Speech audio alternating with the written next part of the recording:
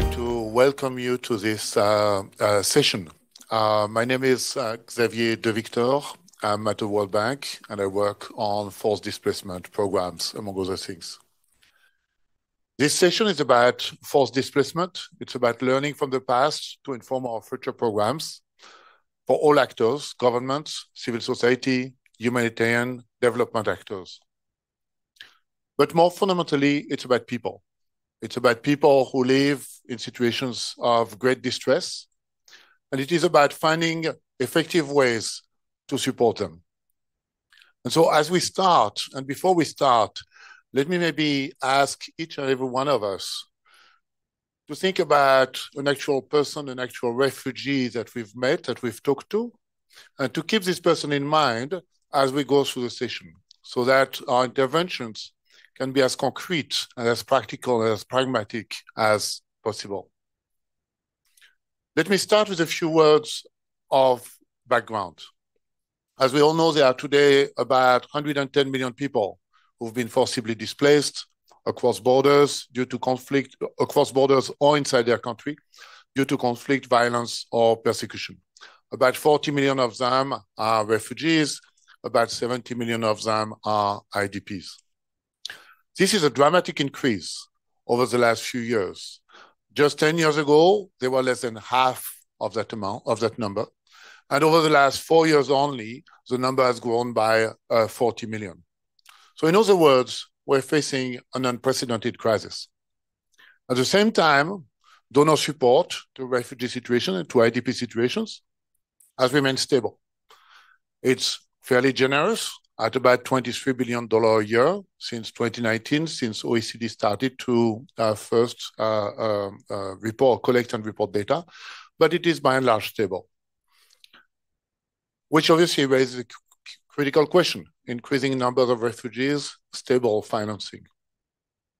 Now, there's no question that additional resources are needed, and this session should be understood as a call for more support to refugees, IDPs, and host communities.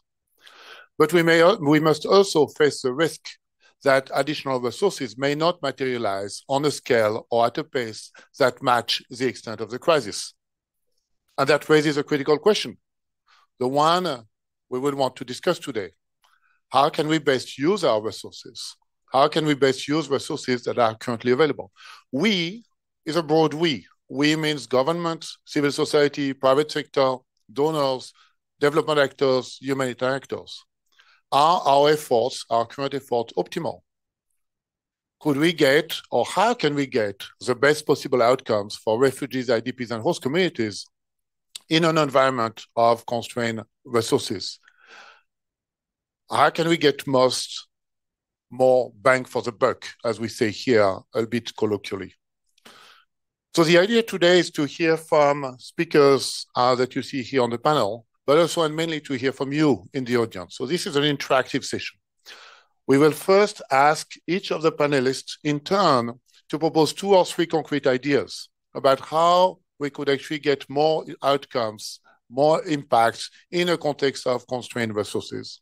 And we will then turn to the audience, the virtual audience and the physical audience, to try and hear new and innovative ideas. Now, there is only one rule in this conversation, which is all ideas are welcome, but the ideas should not be about we need more money. The ideas should be, this is how we could spend more effectively the money we have, right? That's what we're after.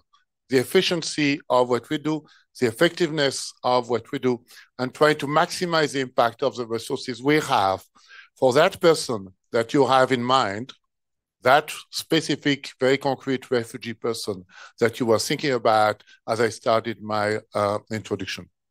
So with this in mind, let me turn to the speakers and I'll introduce them just before they speak, just to make sure that this introduction is not too long. The first speaker will be Razia.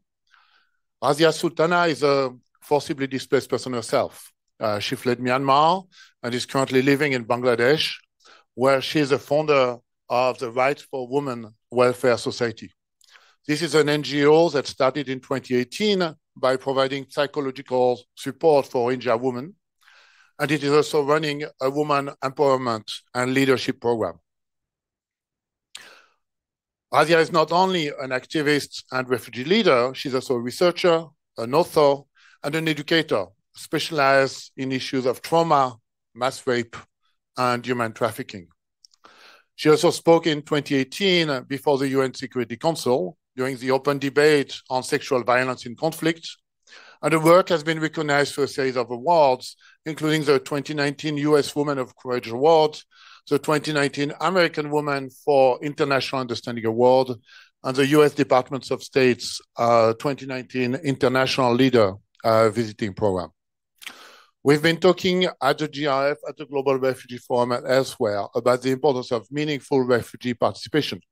And so with this in mind, Razia, I would like to give you the floor first to say from your perspective, what are the 2 or 3 things that we collectively could do to provide better, more effective support to refugees, displaced persons, and their host communities?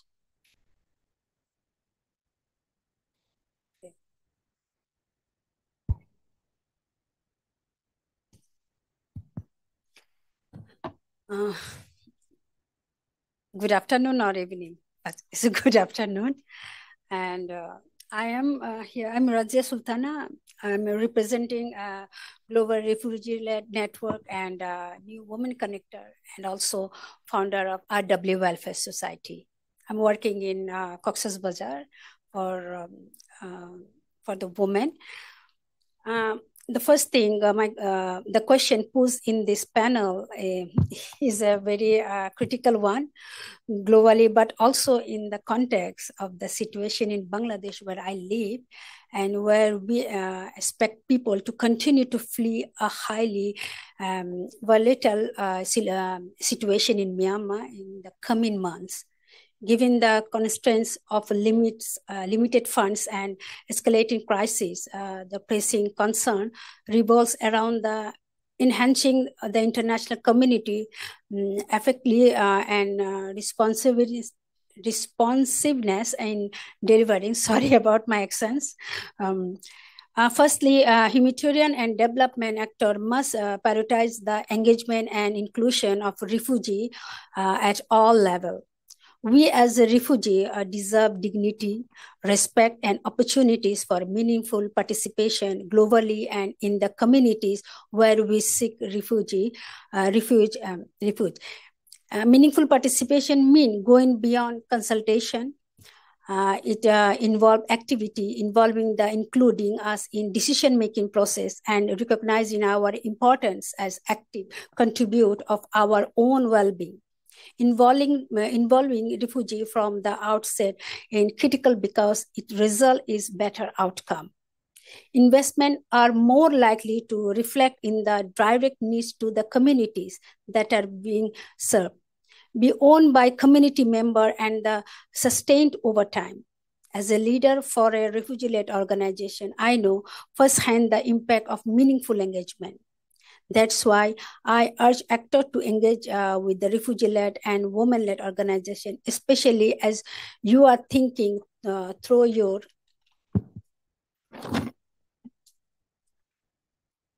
programming and partnership efforts. Our voice matters, and our experience can guide more effective solutions for our communities. In addition to refugee inclusion, investing in women and girls has a catalytic effect on families, communities, and economics.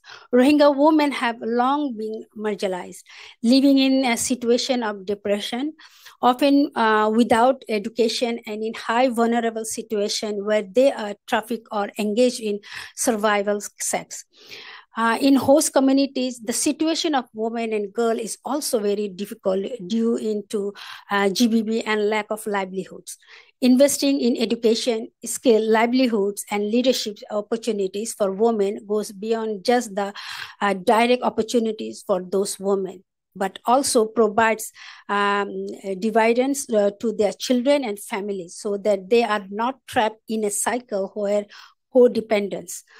This year, International Women's Day on 8th March calls for the investment. Lastly, we cannot rely on only a few huge partners to transform the situation of refugee and their host.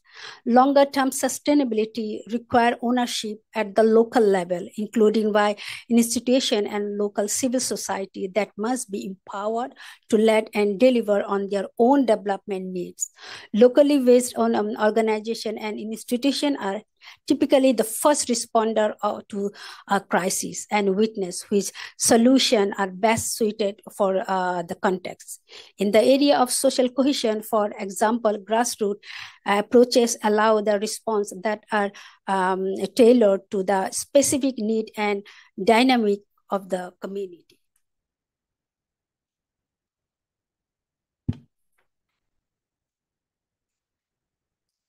As we navigate the challenge ahead, let us commit to working together, refugee, local organizations, governments, and international partners to involving refugee in decision-making process, investing women education and livelihood, and strengthening local response. I believe this would lead to a more effective and aid delivery and impactful outcomes. Thank you. Many, many thanks, Razia. Many, many thanks for these words of wisdom and these key messages around the importance of refugee participation, the necessary focus on women and girls, and especially their education, but also the importance of local ownership and social cohesion. I think this is very well heard. Let me now turn to our second panel, who's joining us online, I understand, and who should appear presumably on the screen soon. Alejandra Botero Barco, who is joining us by video, is a planning and impact development manager at the Development Bank of Latin America, where she is leading strategic planning, budgeting, and evaluation efforts. But she is also the person who was a key actor in the response by the Colombian government to the influx of Venezuelans between 2018 and 2022. And in particular, she helped structure and coordinate policy around the granting of a 10-year temporary protection status, TPS, which allows for a degree of economic and social inclusion for Venezuelan migrants, including their inclusion in social programs such as health and education. Alejandra, before doing this, Alejandra has also worked extensively in both the private sector and civil society. And so let me now turn to you, Alejandra, with the key question I asked all the panel members, which is, how can we try, what kind of approaches, what kind of changes do we need to make sure that we are more effective in our collective responses to refugee situations in an environment of constrained resources? Many thanks. Thank you. Thank you very much. Xavier, can you hear me properly? Great. Okay, well, this is, I would add to the constraint that we can have additional resources to conditions that I think are fundamental. One is a long-term perspective.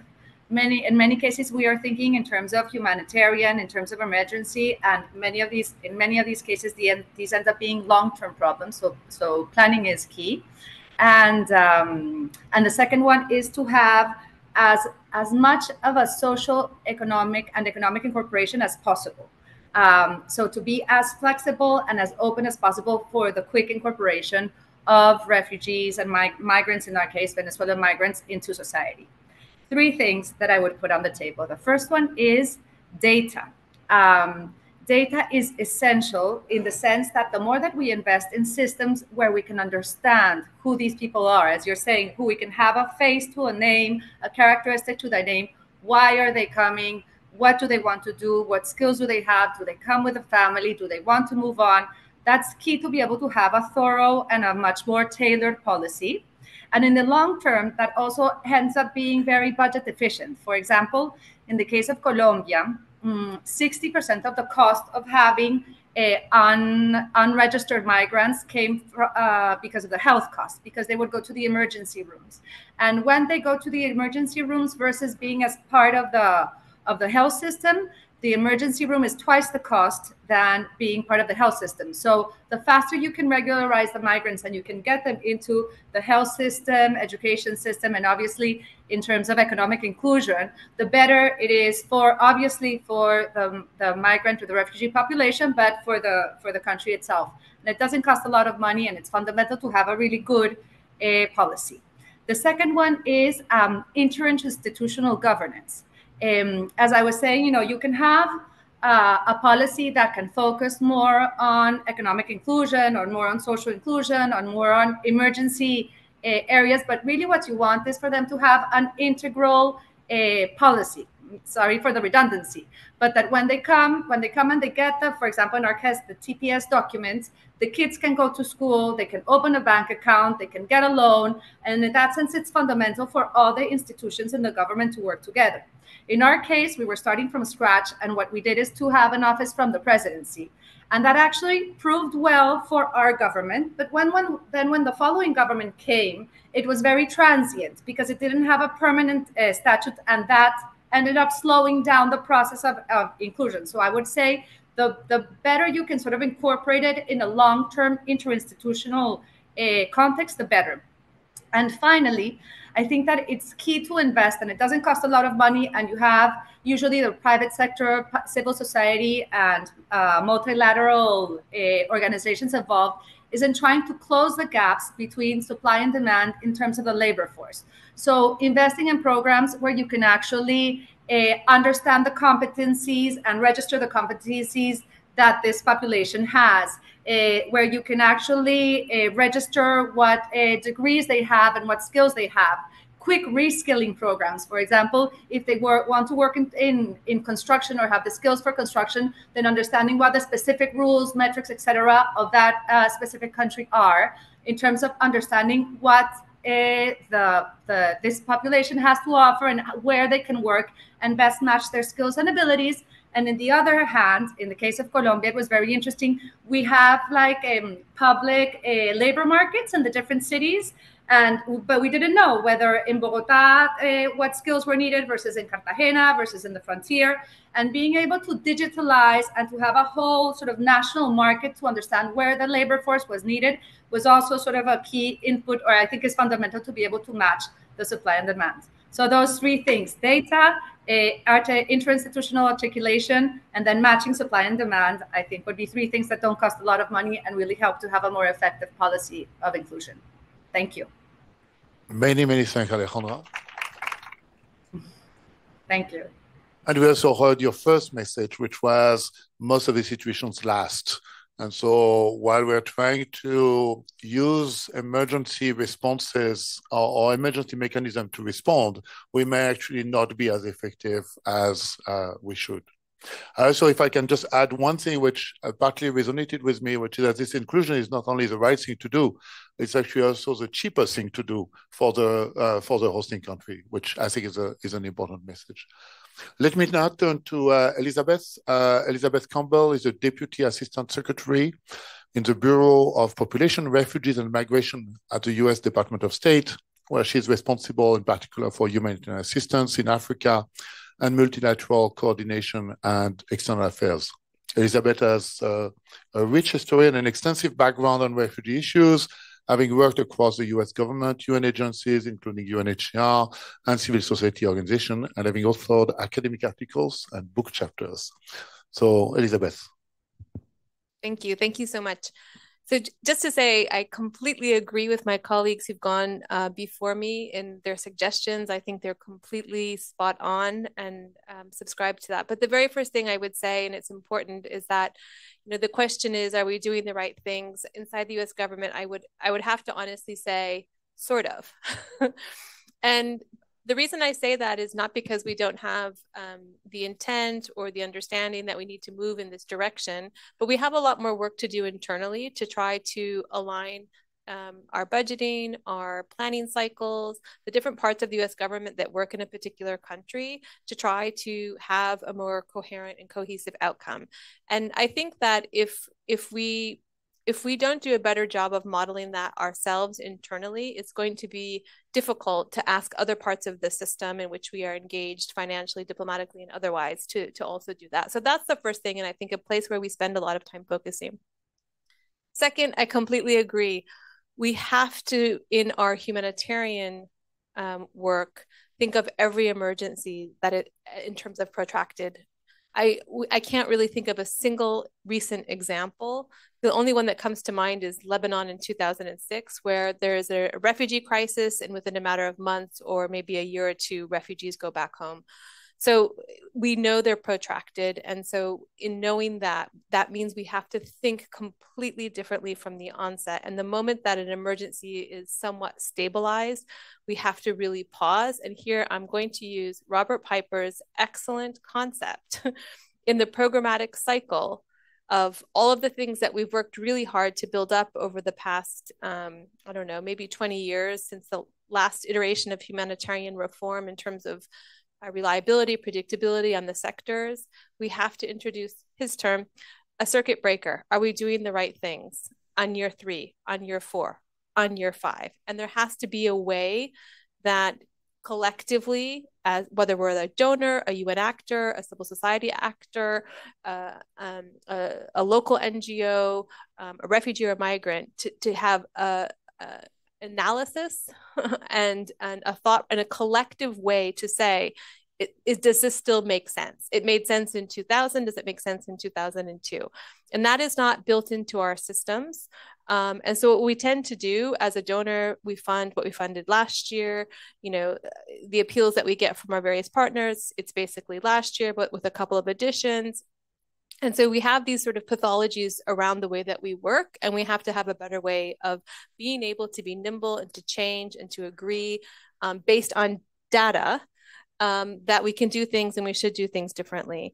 One thing also I wanted to say, because it reminded me when you mentioned about data. So in places where we've been working and we've been funding refugee responses for 20, 30, 35 years, not only are we funding the same programmatic cycle and response, but we are completely missing really interesting data. So for example, we also do third country resettlement. There's all kinds of remittances, economic activity happening that is basically hidden on the humanitarian side of things and never really factored in to how we're doing our work. That's a place that we could definitely improve. 2 more points. One, I'm convinced that we have to continue to find ways to use public resources to unlock development and private sector solutions. That can be done in a wide variety of ways. There's lots of examples of it. We've contributed to some of them, including especially on the USAID development side of things, but a space where I think we all have to get smarter and keep working. And then lastly, I would simply say, especially in places where you don't have, maybe in Colombia, economic and social integration from the onset, we have to then figure out how we get out of these legacy situations where we've been funding in a particular way for many, many years. And here I would simply say we actually have to budget for solutions. And it is a false dichotomy to say the emergency needs always are going to take precedent over solutions. And I think here, you know, fully supportive of what you said, it can often be much cheaper and you can really leverage a better outcome. Thank you.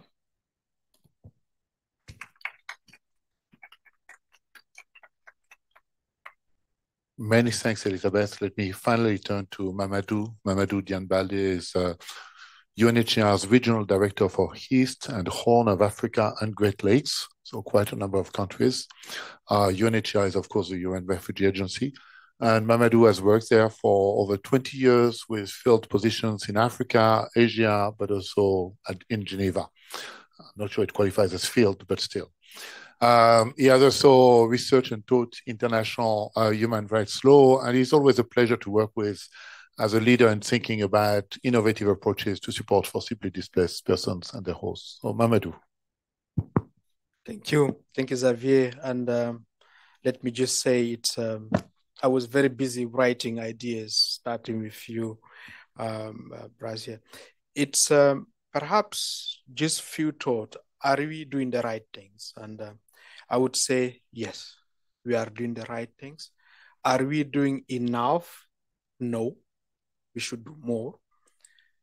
Are we doing sufficiently well? Not yet, because we've got a long way to go. So for me, we are on the right path, because if I take 19th of September 2016, that was the day when the UN General Assembly met and said, the way we are responding to forced displacement is not the right way. Meaningful participation, data, inclusion, good policies. This was really a wake-up call for us. So if you look at and we take 19th of September 2016 in New York, right, very close to here, you will see the sea change that we start seeing. And for some of us who are working on it every single day, you can see that change. But is it enough? No. Are we on the right path? Yes. Should we be doing faster? Absolutely yes. So that's how I would say it. Now, three very concrete ideas. One is the right policies, progressive policies, policies that enable all of us, if we find ourselves in a refugee situation, to be able to live independent lives. These are the policies that we need at national level. These are at the core of the Refugee Convention. These are at the core of the regional refugee conventions. And these are really at the core of what we do as human beings, the way we want to treat each other. So right policies at national level. And I cover 11 countries in the Eastern Horn of Africa. Since 19th of September 2016, Ethiopia has changed its laws, 180-degree changes. Uganda has kept its very progressive policies on inclusion. We have seen Kenya recently changing its policies. In between, you have Djibouti that has changed its policies. These are very concrete ones. Are they perfect? No, but we have to be supported. Policies beyond national levels are also at the regional level. We just last year, November, had at the IGAD, the Intergovernmental Authority on Development, supported IGAD to adopt a refugee management policy that favor freedom of movement and others. Are they perfect? No. At the same time, we are almost ready, and we were almost save one country for the East African community to adopt a refugee policy that would allow refugees who are nationals most of the time. Over 70% of refugees in the East African community partner states are nationals of this country. How can you get refugee status as well as some of the rights associated like freedom of movement? So I would say first one is about the right policies, national level, as well as regional level. Number two, what I would suggest is the early engagement of development actors. It might not apply in all situations, but in the countries that cover, and most of the refugees are in the global south, in countries like Chad, and we had good conversations with government today, we need to have development actors involved as early as possible, fast, and as early as possible. Yesterday, at the opening of the global refugee of the forum, the fragility, the managing director of the World Bank recounted how she and my boss Filippo Grandi went to the borders with Chad, and they coined this emergency development to look at sustainability and inclusion from the beginning. This has to happen, and she used a word which is about twinning our humanitarian responses with development interventions. These are the words they use, and I fully subscribe to it.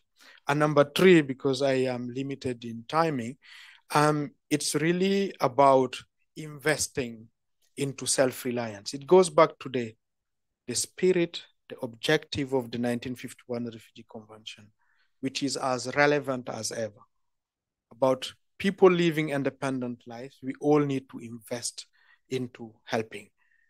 A lot of refugees will remain in fragility. They will remain vulnerable. But there are a lot of refugees in all these contexts who are capable. They have capabilities. The data that was referred to earlier I remember visiting Colombia after the adoption of the TPS. I remember seeing the way some of the Ukrainians, unlike previous refugees in Europe, have been treated. If you compare them, let's say, to the former Yugoslavians, for example. So if you see how they can recognize your capabilities as early as possible, put you into market. And these are some of the things we are seeing also with the Sudanese now. In Uganda, I was there 10 days ago. When I went to Uganda, most of the refugees are urban-based, and we are discussing with our teams on how we can be included as early as possible into the market. So how can we all, private sector, public sector, to do this? And just perhaps to finalize this, Xavier, I would say whether we are in situations of resources or no, financial resources or no, I think this is the right thing to do. So irrespective, if tomorrow we were to have more resources, this is what we should be doing. So we should more be doing this, linking them to resources, availability or no, because again, it's the right thing to do, but we should be doing it more and faster. Over to you. Thank you.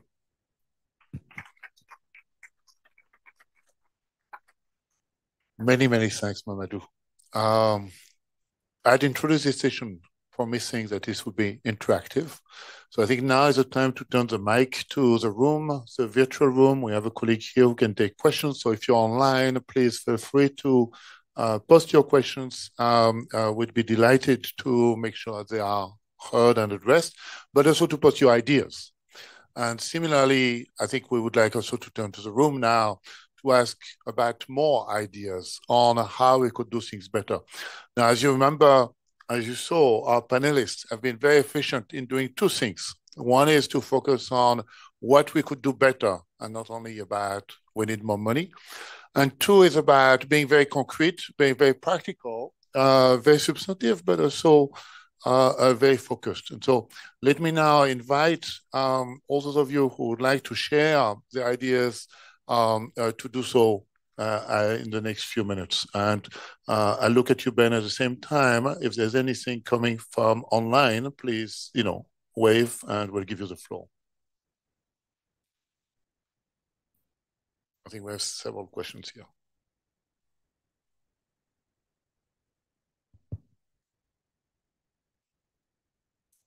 Thank you very much for this very interesting panel. I'm Charlotte. I'm the Secretary General of DRC, the Danish Refugee Council. That works. We are displacement mandated humanitarian organizations working around 40 countries in the world in humanitarian assistance, both emergency assistance, but also longer term durable solutions assistance. Thanks for this panel, and thanks for very many great ideas that you are putting up from your practices around the world. I agree with most of them, also based on our presence around the world. But you asked us, Xavier, to think about an individual while we were proposing stuff. And I couldn't help thinking about a man I met, a family father, on the west coast of Yemen. He lived on the sandbanks of the western coast of Yemen. And there, a lot of humanitarian actors had provided him and his family with a roof over their head, meals to survive, and water to survive on. And I met this guy and he said, thanks a lot for that, but now I need you to clear my village from unexploded ordnance and landmines. I need you to repair my village because it's totally destroyed. I need a livelihood because I want to sustain in a worthy way my family. And I need access to social services here on the west bank of Yemen, where there were none, basically. And this speaks a lot to the integrated services. People that we help around the world don't think about funding silos. They don't really care about the funding silos that we have in the international community. So I think it's very important that we take that user perspective on it and find ways of breaking down the silos. I think it speaks to all of us in terms of the effectiveness that we need to find in breaking down those funding silos. So that would be one suggestion. Another one that has not been mentioned is about anticipatory action. We have a lot of data around there in the world. DRC also collects our data. We have a foresight report that actually based on machine learning and AI is able to predict with a lot of precision where we are going to see displacement over the coming 1 to 3 years. And I think it's been, an ambition of the international society to try to work more anticipatory. But we get overtaken by events all the time and the disasters and catastrophes that we have to work on. But I think we need to move into that space of where can we prevent displacement to happen, catastrophes to happen, by investing in root causes, investing in peace building, investing in conflict resolution before emergencies occur when that is possible.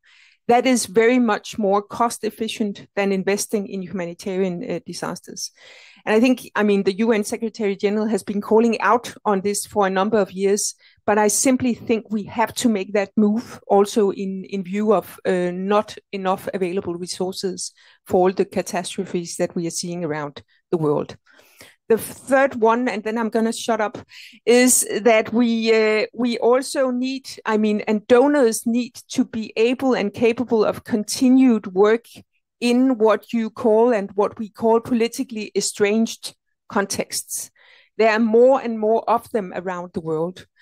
And a lot of the development actors are simply jumping out because, it's difficult to engage with regimes that you do not really agree with and you cannot see yourself cooperate with. But these countries that are fragile in fragile settings around the world will always come back to us in the international community in different ways. They will be safe havens for groups that we do not like. They will be drawn into inequality at a much larger extent than other countries. So we need to stay engaged. So that would also be a message. We need to find ways in the international community and on behalf of state donors to stay engaged in these countries to become more efficient in building resilience in those countries. Thank you. Many, many thanks. Hi, how are you? My name is Diego Chavez Gonzalez. I'm the Senior Manager for Latin America and the Caribbean of the Migration Policy Institute. We're a nonpartisan think tank based in Washington, D.C. In terms of putting ideas out there, as Xavier is pushing us to do, I think going back to the 1960s, President Kennedy said, let's put a man on the moon in 10 years.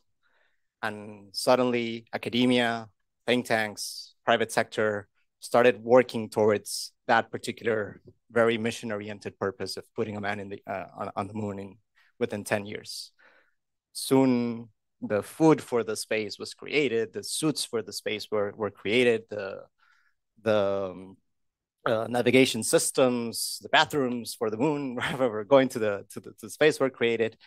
And I think that in terms of the ecosystem, in terms of migration, in terms of refugees, I think that we need to create synergies where we connect the migration and refugee agendas more closer to development goals that we have in countries. I am from Colombia, from where Alejandra is. I know you've been working on development for many years.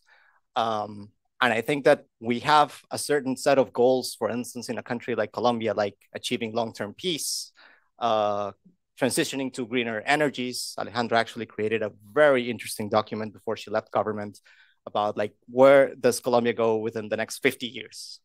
And I do think that migration, the migration agenda, not just migrants, but the migration agenda itself and the refugee agenda itself need to be a catalyst for development. And trying to achieve those in a way where we can pull human talent, where we can bring the diasporas. I don't know how many people are living from Colombia are living, for instance, in the United States, but I think overall the diaspora of Colombians is over 6 million. We also have 20% of our population in Colombia that is a victim of the armed conflict, with perhaps, 15% are internally displaced. They actually just reopened the registry because the country authorities believe that there are more internally displaced population since as of, a couple of years ago. So how do we become like, how does the agenda become like a catalyst for achieving long-term development? And what are our long-term development goals? I think maybe thinking in a more mission-oriented purpose might help contribute to the debate in a way that it's constructive, where you have also buy-in from host communities and from governments. Because right now, into 7 years into the crisis, we've started to experience a lot of host fatigue, a lot of public anxiety, a lot of xenophobia around migration within the Americas. Perhaps looking at goals and having like a more mission-oriented purpose could help move these agendas forward, anchor more resources and whatnot. So thank you very much. Many thanks. Thank you. My name is Van de Kaat. I'm actually going to repeat what I said in the previous panel, in the sense that if you approach a problem about donor governments, what should we do? Donor governments, funding. You just said, Xavier, it's more cheaper to go for reforms instead of humanitarian approach. Very much agree. But what if the donor then provides humanitarian money, which then, it becomes a self-fulfilling prophecy, because you're getting humanitarian actors in, and that what I still find a bit it's a bit self-congratulatory perhaps, but the Netherlands, we have nexus funding, we have a migration budget, we can do anything we like with it, from humanitarian to private sector support to whatever government support. And I fail to see why it would be so difficult to do that elsewhere. That's one. Second, I also think that, especially in Europe, we need to think about the risk of instrumentalization of migration. The approach to go for migration partnerships bears the risk that the prices go up. And actually, I've very recently seen a very visible proof of that. And it will, I suppose it's a dynamic that will only get stronger. Third thought I had was, do we always need to support poor policies? I mean, there are countries that fail to integrate refugees. So you have refugee groups since 30 years. 80% of those groups have not been born in the country they're supposed to come from. And they are in no position to be integrated into the country. And of course, they become a burden and they become a cost. Well, I don't know if as a donor you should be wanting to support that. And therefore, yeah. Okay, here, I stop here. Thank you. Can I ask real quickly, or do you want me to? Can I ask real quickly a question? Please, and okay. then we have three. Sorry. Okay, sorry. I'm Natalia Rodriguez, and I often do assessments and analyses in resilient contexts, particularly lately for the European Commission, the delegations. And what Mamadou said was very validating in a sense. It's like, are we doing the right things? Yes. Are we doing enough? No. I often find that in my recommendations, it's precisely that. It's like, I see this really great recipe in a programmatic approach that international organizations have. However, I feel that giving the recommendation is of kind of like Charlotte said, of like, you need more people doing it. You need more, it's kind of, I can imagine as a recipient of such an assessment, I'd be frustrated. It's like, okay, so you need more, this is precisely the issue, is like, we need more resource. You need more force and people when you're inundated already with things that you're doing. Say you're working on the field in Somalia or something like that, to just have an analyst come in and like, do more, you're doing the right thing, do more. Is there something perhaps more inspiring, as from my end, to perhaps share ways, the creative ways to perhaps be more concrete in what this more is, right? How to push things further, because I feel often that such good ideas are being thrown around, and just the difficulty of implementing implementing the programmatic approaches is a challenge. Thank you.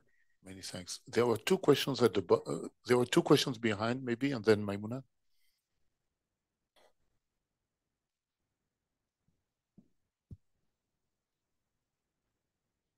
Thanks a lot. I'm Thomas Ginn at the Center for Global Development. I'm putting two more ideas on the table here. So one is kind of building on the point around data, but going further and rigorous evidence. So like randomized controlled trials to see what's working and what's not, as sometimes these impacts aren't exactly what we expect. The other one tied to that would be results-based financing or pay for performance. There's a lot of kind of different names for it, but curious what the panelists think about this. So typically we pay for inputs that nonprofits or governments are doing and kind of get that money out the door. But in results-based financing, either their nonprofits or governments are paid either a bonus or paid directly based on like more businesses doing well or more kids in school or refugees that are in kind of adequate shelter. And so this incentivizes measuring these outcomes, reduce overhead for nonprofits to have to report on every little thing. It's just the outcomes we actually care about, and allows people to incentivize innovation. It's not always the answer. It can be complicated to set up, but I've seen this kind of focus energy in a way on the right outcomes, but curious to hear what others think about these. Thanks.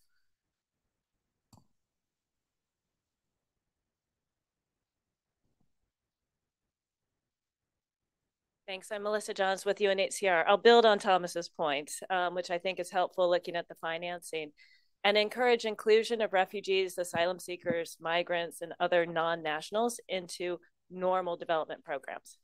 Many times we treat them as different. We have separate financing facilities when actually they may meet the same vulnerability targeting criteria as a typical project would. And so consider them as you would in Colombia as part of just a normal project.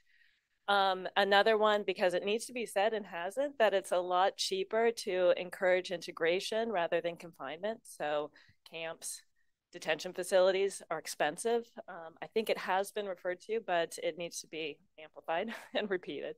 And then finally, I want to build it on Alejandra's important point of matching the people arriving with the jobs. You can help shorten that lag period between people's arrival and their integration with some very targeted relocation programs, relieving the pressure on the host communities by integrating them into parts of the country where there are more job opportunities. I work in LAC. There are great programs in Brazil and Mexico on this. It sounds like there are other examples from Colombia, but they can certainly be replicated in other parts.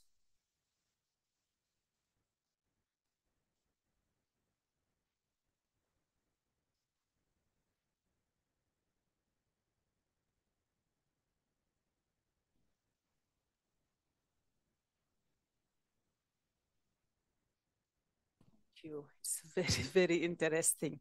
By just looking at figures, I have the feeling that it's a moving target. We will never solve the problem. How can we, and it's not very encouraging, how can we put things in a way to see result? While we are seeing additional flow, how can we just agree on a number of policy reform, a number of concrete results to achieve with the current stock, just to give us an impression that we are at least advancing in this important mission. Thanks. Anything from the audio, and then maybe we go back to the panelists. Thanks, Xavier. We have one comment from Samuel Davidoff-Gore, who is responding to the comments made around silos. And he's raised that development actors need to break out of the nationality mandate silos in which they operate, both at the country and global levels. And this could help reduce duplication of programming, allowing for targeted joint advocacy for policy changes in partner countries, and provide peer forums for honest feedback on what interventions do and don't work.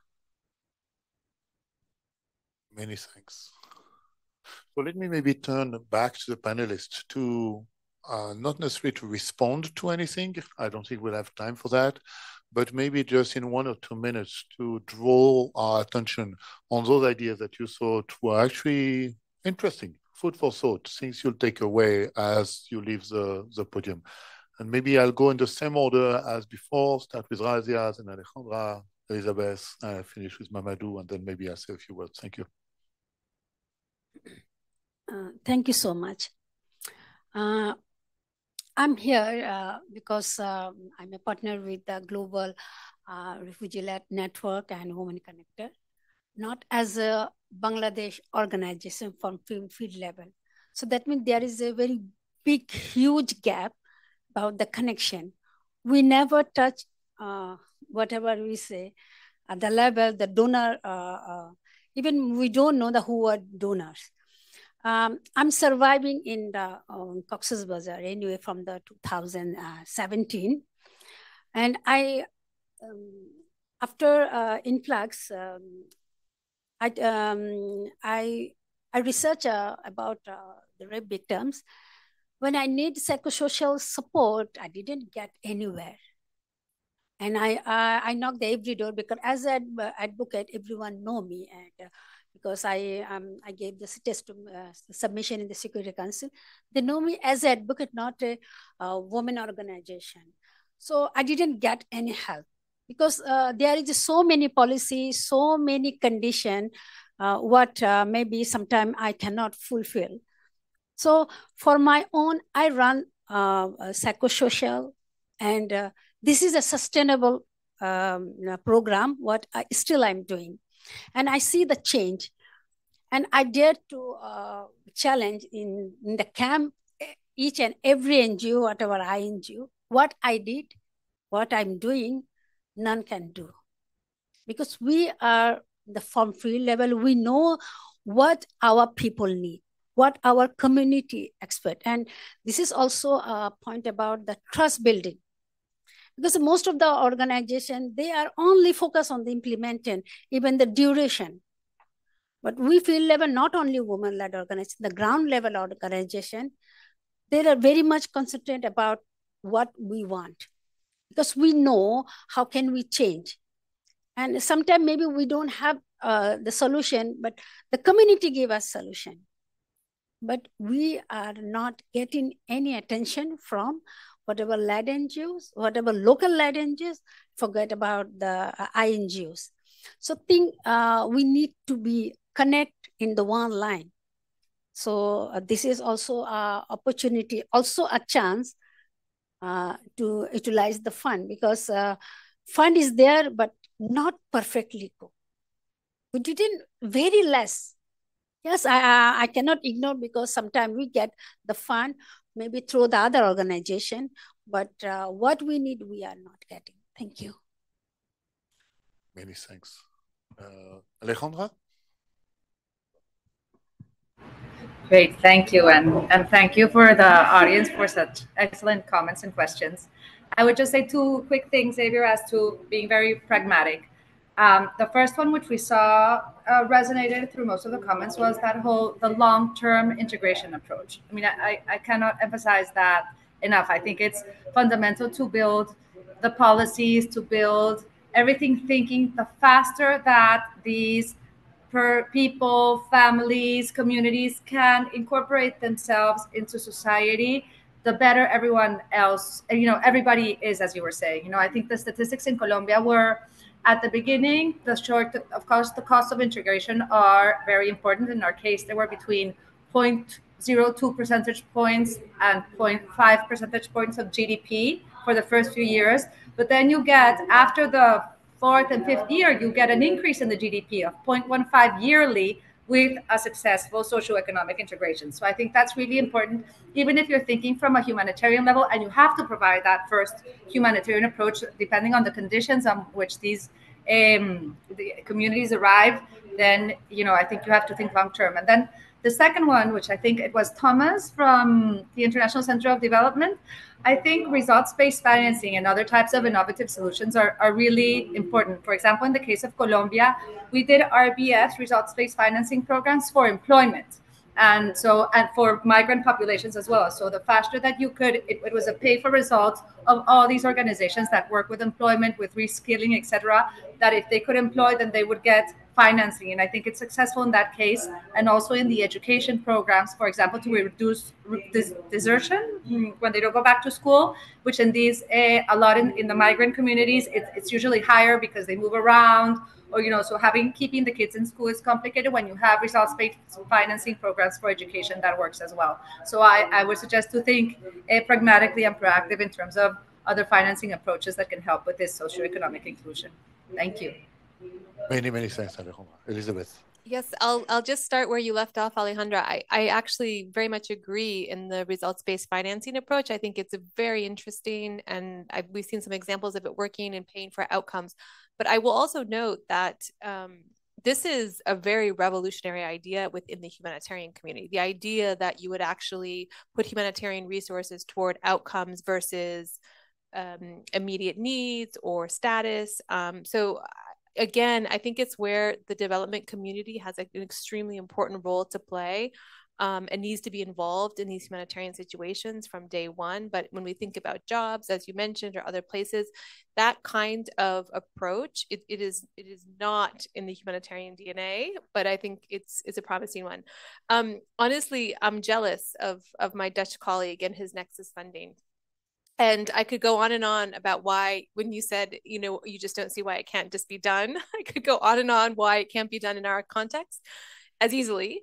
But I think it's good to have the example, and it's good to see you working it in real context. And it's good for us, to the point about going to the moon, to know that there's a different way of working and a different way of moving money. And then maybe the last point I just wanted to say is, Charlotte, your comment about working in these really hard places where we don't have government authorities or we don't have governments with which we want to cooperate or even provide direct financing.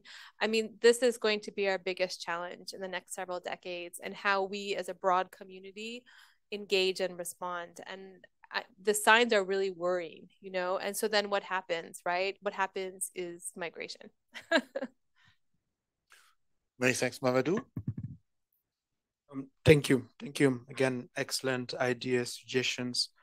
And perhaps a few thoughts. The first one is refugee situations are there because we do not have peace.